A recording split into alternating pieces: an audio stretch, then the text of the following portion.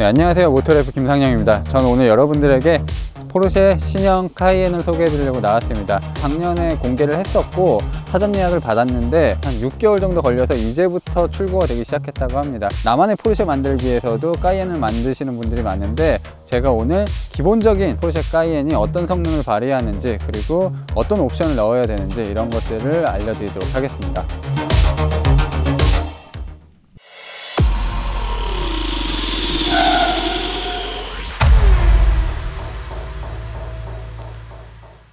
제가 어제 옵션표를 보고 꼼꼼히 따져보니까 지금 이 차 같은 경우는 적어도 1억 5천만 원, 1억 4천만 원 정도 하는 모델일 것 같아요.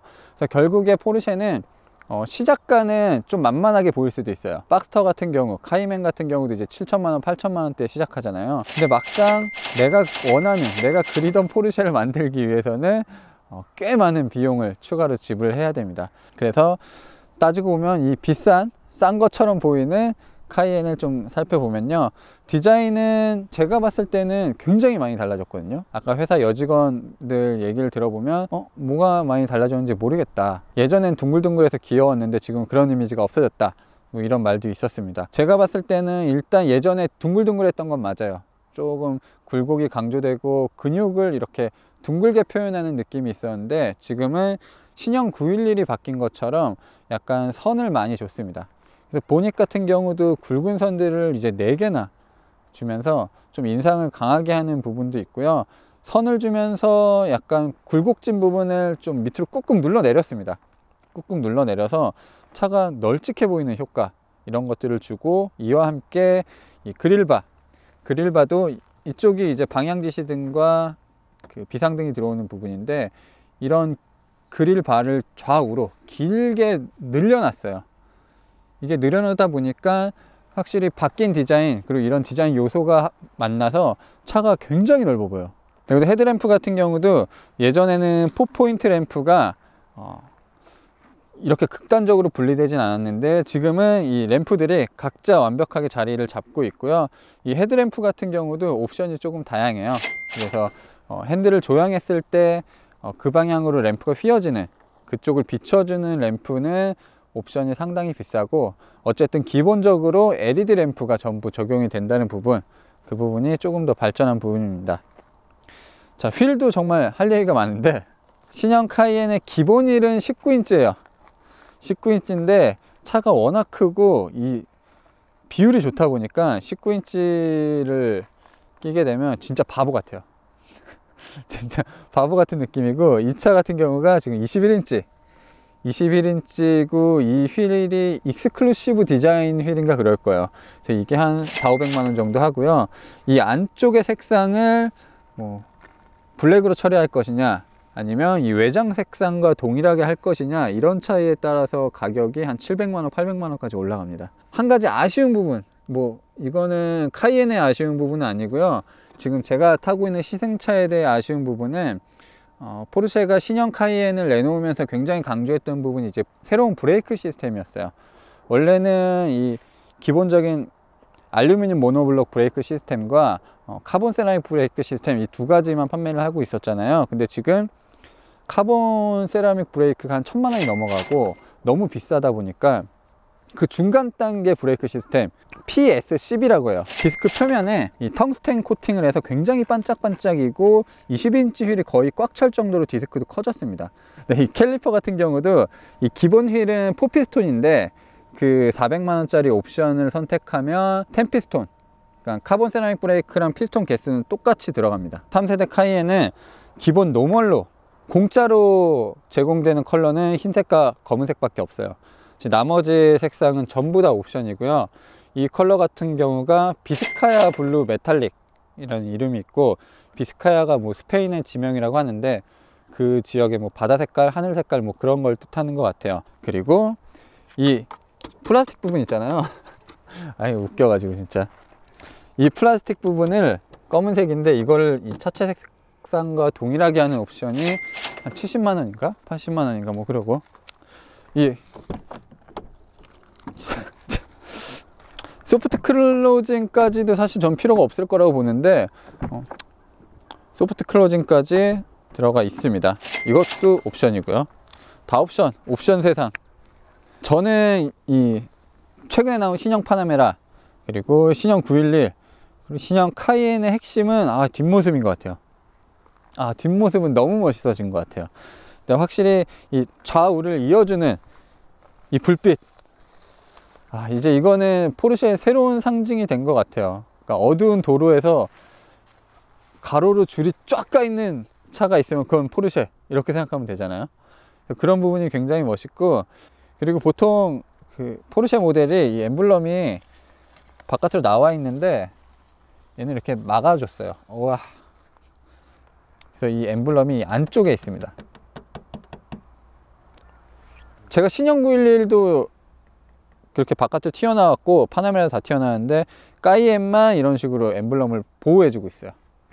독특하죠. 그리고 이거 제가 아까 좀 유심히 봤는데 머플러 같은 경우도 옵션으로 선택을 해서 뭐 스포츠 배기 시스템을 넣을 수도 있고, 이 네 갈래로 각각 원통이 2개씩 있는 걸로도 선택할 수 있고, 그래서 이거 어느 정도 꽤 옵션이 많이 들어간 차입니다. 그걸 좀 어느 정도 감안하시고 보면 좋을 것 같아요.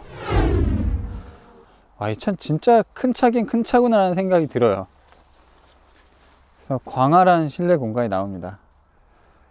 광활한 실내 공간이고, 이 차가 고급스럽다는 게 이런 소재들, 이렇게 접히는 부분들까지도 잘 처리한 게, 이 차는 확실히 돈을 좀 많이 쓴 차구나 라는 생각이 드네요. 그리고 이 밑에 공간도 예전에 타이어가 있었던 것 같은데 지금은 간단한 수리킷만 넣어놨고, 자, 그리고 이 남는 공간은 좀 가벼운 짐들, 이런 것들 넣을 수 있는 충분한 공간이 나오고요.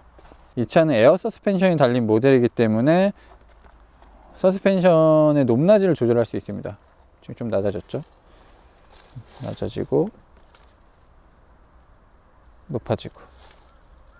이게 별 차이 없는 것 같지만 힘이 그렇게 세지 않으신 분들, 힘이 약하신 분들이 여기 가득 채운 짐을 계속 옮길 때는 분명히 피로도가 누적이 되는데, 이렇게 좀 낮춰놓고 내리고 올리게 되면 그나마 조금 수고를 덜 수 있습니다. 근데 차가 워낙 크다 보니까 저는 이 안쪽에서, 이 트렁크 안쪽에서 손쉽게 시트를 접을 수 있는 방법이 있으면 좋을 것 같은데, 그런 부분은 좀 아쉽네요. 차가 워낙 커서 이쪽에 닫기도 어렵고, 이 위에도 지금 닫는 부분이 없어요. 시트를 접으려면 무조건 앞에 가서 레버를 따로 당겨줘야 되네.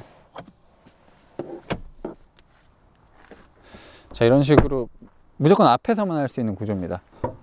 카이엔에는 이제 포르쉐가 새롭게 만든 3.0L V6 터보 엔진이 들어가져 있습니다. 터보의 흐름은 확실히 포르쉐도 거스를 수 없었던 것 같아요. 911도 터보가 들어가고, 자연을 끼를 쓰던 카이엔도 이렇게 터보가 들어갔습니다. 340마력의 최고 출력을 발휘합니다. 확실히 우리가 포르쉐에 기대하는 그런 화끈한 출력은 아니지만 충분히 이 차를 빠르게 모는 데는 전혀 지장이 없어요. 그리고 이 안쪽에 이제 8단 변속기가 있고, 다만 아쉬운 부분은 연비가, 국내 복합 연비가 1리터로 7.2km? 이 정도밖에 가지 못하는 부분. 차가 워낙 무겁고 다른 구동 시스템 그런 것도 있다 보니까 그런 부분은 좀 아쉬운 것 같아요. 자, 그리고 예전에는 이런 식으로 부품을 폭스바겐 그룹에서 많이 얻어와서 여기저기서 얻어와서 결국에는 독일 라이프치히 공장에서 만들었거든요. 그게 포르쉐의 원칙이었어요. 우리가 폭스바겐 그룹의 부품을 공유하지만 결국에 최종적으로 이걸 완성하는 거는 포르쉐다, 이런 거를 강조하기 위해서 독일 라이프치히 공장에서 만들었는데, 지금 이 카이엔 같은 경우는 메이드 인 저머니는 아니에요. 이건 메이드 인 슬로바키아입니다. 그 슬로바키아에 폭스바겐 공장도 있고 포르쉐 공장도 있어요. 다른 공장들과 같이 있게 되면 서로 부품을 공유할 때 조금 더 물류비라든지 이런 것들이 절감될 수 있기 때문에 이 글로벌 차원에서 차를 더 많이 만들겠다는 생각에서 포르쉐가 이제 공장을, 이 차 같은 경우는 슬로바키아로 옮겼다고 합니다.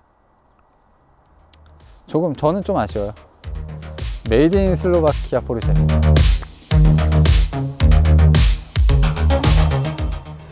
이 실내는 진짜 이것도 옵션 천지인데, 사실 옵션만 따로 얘기해도 1시간은 넘게 할 것 같아요. 일단 투톤 컬러 자체가 돈이고요. 이 뒤에 시트에 새겨진 이 문양도 돈이고 다 돈이에요. 루프 색상도 뭐 재질 이런 것도 단순한 것도 돈이고, 스티치 색상 뭐 이거는 안전벨트 색상은 그냥 까만색인데 이런 것도 다 선택을 할 수 있습니다. 신형 카이엔의 핵심, 뭐 요즘 포르쉐의 핵심이기도 하지만 디지털화가 됐다는 부분이 가장 중요한 포인트인 것 같아요. 그래서 가운데 센터 모니터에 굉장히 큰 디스플레이가 적용이 되어 있고, 이 계기판도 회전계는 여전히 바늘 방식을 쓰고 있습니다. 이거는 포르쉐의 고집 중에 하나예요. 그래서 양쪽에서 LCD 계기판을 쓰고 있는데, 이 오른쪽 부분에서는 지도라든지 트릭 컴퓨터, 그리고 차량 상태, 타이어 공기압, 이 토크 분배 상황, 그리고 G포스, 그리고 크로노, 랩타임 이런 것들을 보여주고 있습니다. 왼쪽은 이쪽으로 이제 돌리는 건데, 이거는 이제 주행 안전장비, 그리고 보조 시스템들, 그리고 트립 여러 가지들을 또 보여주고 있어요. 그리고 신형 카이엔에는 헤드업 디스플레이도 적용이 되어 있습니다. 그래서 헤드업 디스플레이를, 이게 내가 원하는 구성 확인. 근데 안 됐네. 바탕화면 같은 경우도 이런 식으로 간단하게 내가 원하는 거를 선택해서 갖다 놓을 수 있습니다. 확실히 화면이 커진 것을 어떻게 잘 활용하느냐가 이제는 관건이고, 폭스바겐 그룹이 이런 식으로 쉽게 굉장히 잘하더라고요. 이 포르쉐의 특징은 이 밑부분에 센서가 있어요. 이 밑부분에 센서가 있어서 손을 올려놓으면, 왜 이렇게 말을 안 듣니, 뭘 하려고 그러면. 그러니까 이렇게 손을 대기만 해도 이제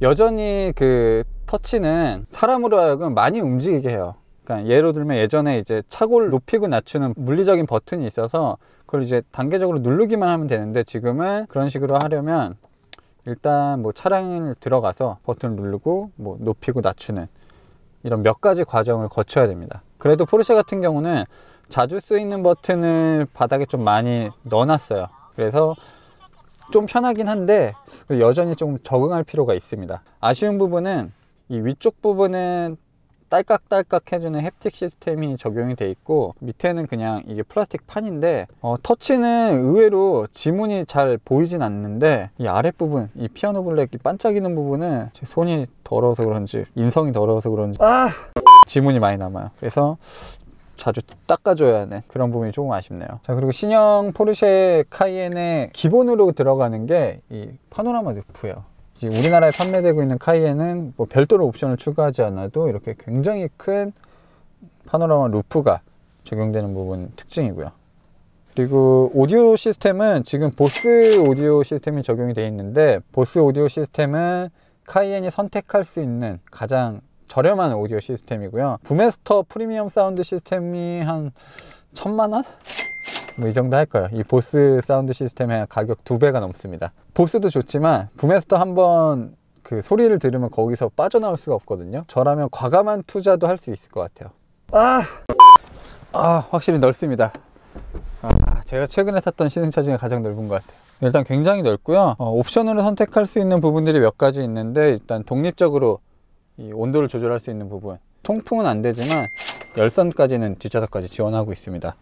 그리고 포르쉐는 일단 스포츠카 브랜드, 카이엔이든 파나메라든 스포츠카의 성격을 갖고 있다를 굉장히 강조하기 때문에 이 시트의 생김새 자체도 일반적인 SUV랑은 조금 다르죠. 약간 독립적인 느낌을 주고 있어요. 그래서 나도 이 차가 빨리 달리는데 일조를 하고 있다, 그 일원이다 라는 느낌을 좀 주고 있습니다.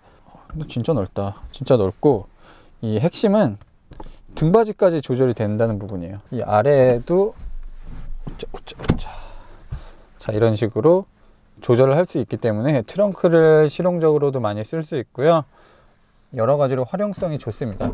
그러니까 큰 SUV가 갖는 장점을 갖고 있는 거죠. 그리고 이 가죽 소재 같은 경우도 포르쉐에서 이거보다 더 비싸게 질 좋은 가죽으로 카이엔을 꾸밀 수도 있는데, 지금 이 차에 적용된 이 자체만으로도 느낌이 좋습니다. 가죽을 쫙 늘린 다음에 끝을 바느질을 해서 진짜 짱짱하게 만드는, 만졌을 때 이렇게 탱탱한 느낌이 드는 그런 기분 좋은 가죽이고요. 이건 딱 이렇게만 돼 있구나. 이건 조금 아쉽네. 컵홀더가 이제 밑에서 따로 빼는 구조라든지 그러면 이 위를 수납 공간으로 쓸 수 있는데 그냥 이렇게 꼽는 방식이네요. 이 부분은 조금 아쉽고, 상대적으로 다른 SUV에 비해서 수납 공간이 그렇게 좋은 편은 아닌 것 같습니다. 그리고 뒷좌석에 이렇게 이 플라스틱 부분 있잖아요. 이 플라스틱도 가죽으로 감싸는 옵션이 있어요. 그것도 가격이 제가 알기로는 꽤 비쌉니다.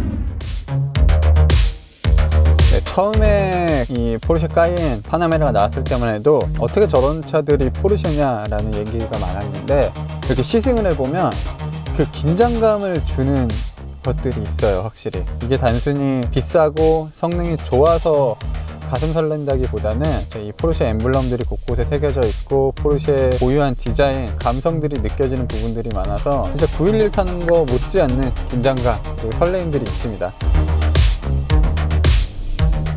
그리고 처음에는 무작정 뭐 싫어하신 분들도 계셨지만 실제로 차를 다뤄보고 경험해보면 역시 그래도 포르쉐가 그렇게 크게 거짓말하지 않는구나 라는 생각도 조금 들고요. 그러니까 세단과 SUV를 모두 탔을 때 911의 잔상이 느껴진다? 그런 부분들은 정말 좋은 것 같아요.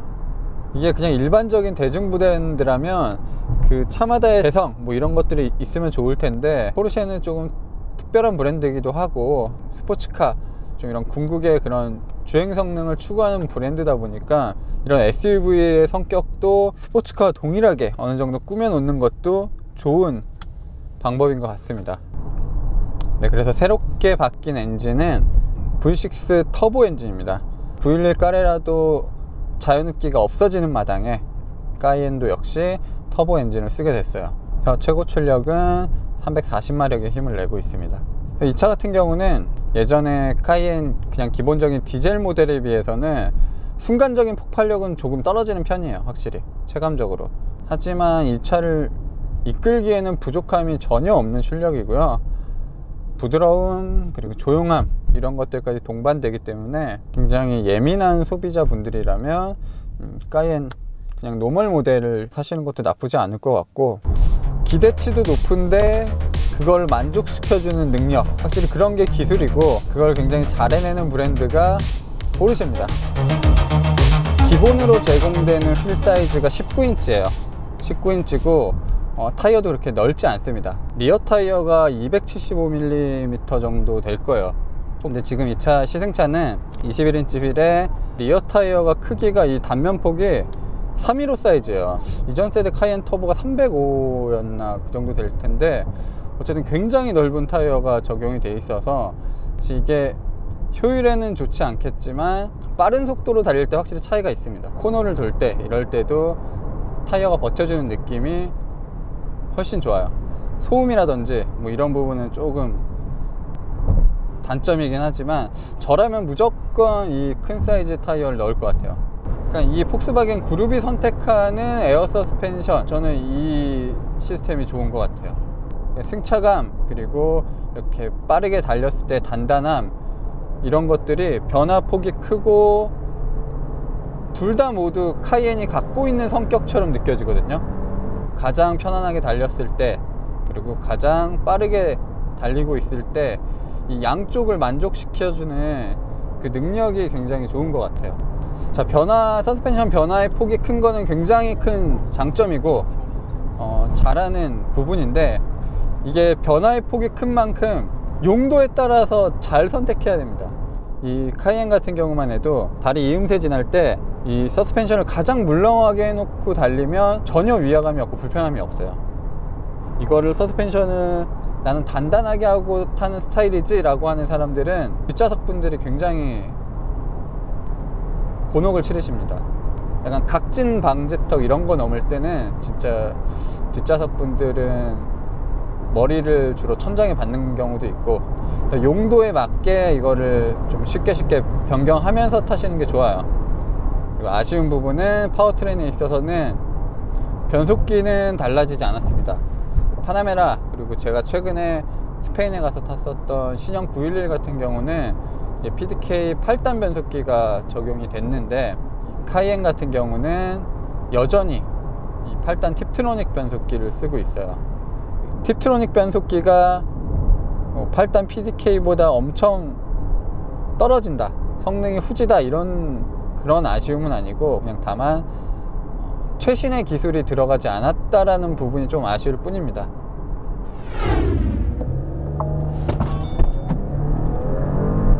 오, 야, 완전 이거는 좀 다른데? 스포츠 플러스 모드에서요, 그 런치 컨트롤까지 쓰고 쭉 달리면 이게 스포츠 플러스 모드가 굉장히 과격하네요. 이 변속 충격도 상당하게 전달해주고, 굉장히 기분 좋은 변속 충격이죠. 그런 스포티한 느낌도 전달해주고, 속도를 이제 허비하지 않는, 뭐 휠스핀이 뭐 이런 것이 없이 그냥 쭉 나가요. 저는 그러니까 처음에 말씀드렸던 게, 이제 포르쉐는 무슨 모델을 타도 기대가 된다, 설레인다. 노멀 카이엔도 저는 만족도가 되게 높고 시승 자체가 재밌었어요. 일하는 것 자체가 재밌게 시승을 했는데, 자, 이제부터 생각해 볼 게, 아까도 계속 지금 촬영하고 있는 하만생 PD랑 얘기를 했는데, 과연 이 차는 비싼 것인가? 우리가 포르쉐를 생각하는 레벨이 있잖아요.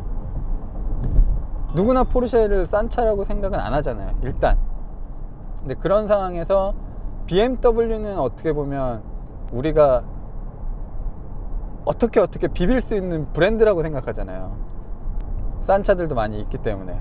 그래서 이게 두 개가 가격이 비슷해지니까 막 머릿속으로 혼동이 오는 거예요. 브랜드 서열에 대한 그 혼동이 오기 시작하고, 그래서 이 카이엔은 1억 5천만 원이지만 비싼 것이냐 싼 것이냐. 네, 지금까지 포르쉐 신형 3세대 카이엔을 시승했습니다.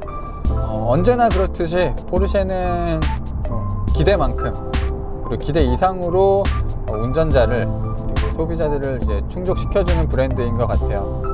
가격이 조금 비싸고, 옵션을 여러 가지 선택해야 되고, 여러 가지 번거로운 부분들도 있지만, 그만큼의 뭔가 가치를 소비자가 느낄 수 있다는 부분은 진짜 포르쉐의 가장 큰 매력이 아닐까 생각이 되고요. 자, 이 세그먼트에 수많은 고급스럽고 잘 달리는 SUV가 있지만, 저는 개인적으로 고르라면 조금의 고민은 하고 카이엔을 고를 것 같습니다. 자, 일단 올해 이제 새로운 모델들이 더 추가될 예정이고요.